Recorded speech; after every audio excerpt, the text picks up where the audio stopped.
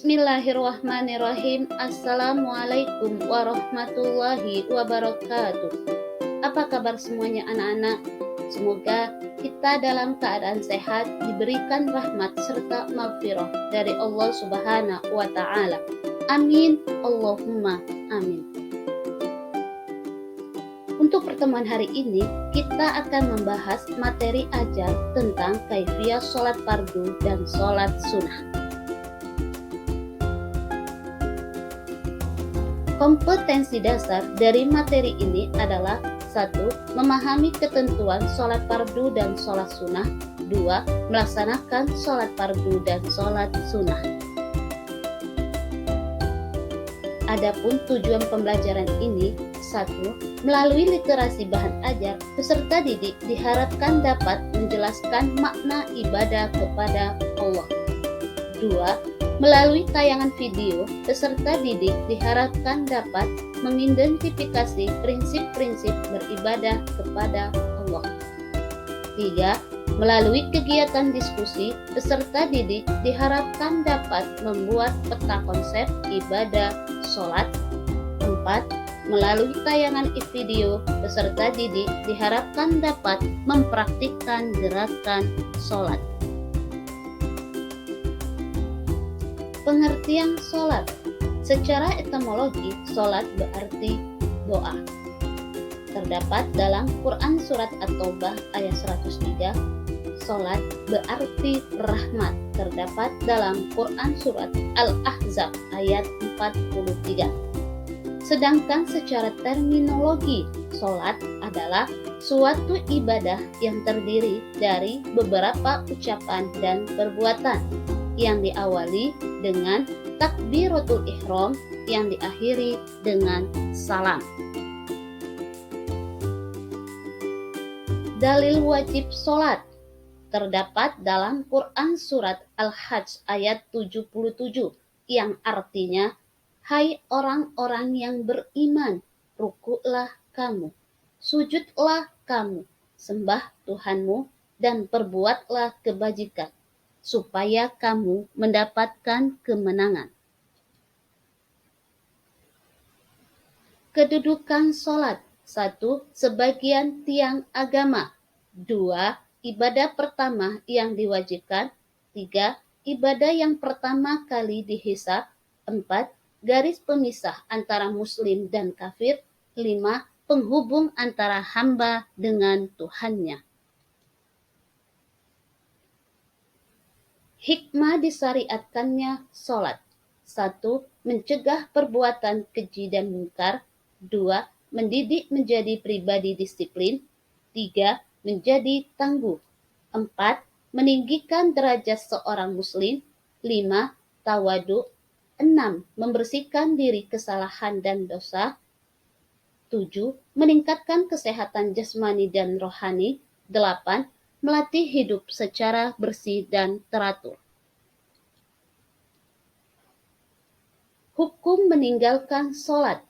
Sengaja meninggalkan sholat dan menentang kewajiban sholat, dia kafir atau murtad.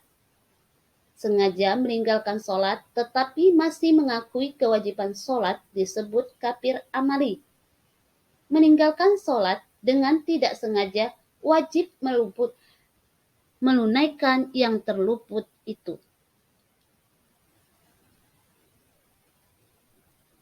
Syarat wajib sholat.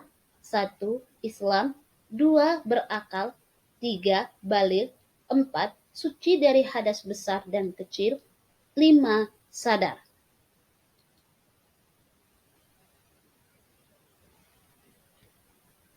Syarat sah sholat. 1. Sudah masuk waktu sholat. 2. Suci badan, pakaian, dan tempat sholat dari hadas dan najis. 3. Menutup aurat. 4. Menghadap kiblat. Rukun sholat. 1. Niat. 2. Berdiri bagi yang mampu. 3. Takbiratul ihram. 4. Membaca Al-Fatihah pada setiap rakaat. 5. Ruku dan tumak nina. 6. Iktidal dan tumak nina. 7. Sujud dan tumak nina. 8. Duduk di antara dua sujud. 9. Duduk tasyahud awal. 10. Duduk tasyahud akhir. 11. Membaca sholawat Nabi. 12. Salam. 13. Tertib.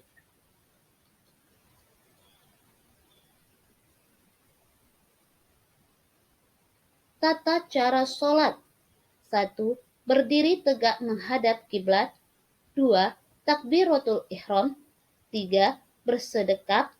4. Membaca doa iftitah. 5. Membaca surat Al-Fatihah diawali dengan bacaan ta'awuz dan basmalah. 6. Membaca salah satu surat atau ayat Al-Quran. 7. Ruku. 8. Iktidal. 9. Sujud. 10. Duduk iftirosi. 11. Sujud kedua seraya membaca takbir Allahu Akbar. 12. Berdiri rakaat yang kedua diiringi bacaan takbir Allahu Akbar. Sebelum berdiri disunahkan duduk sebentar seperti duduk di antara dua sujud. 13. Rakaat kedua. Cara dan sikap rakaat kedua ini sama dengan rakaat pertama. 14. Duduk tasyahud awal pada rakaat kedua. 15. Membaca sholawat. 16. Tasyahud awal. 17. Tasyahud akhir. 18. Salam.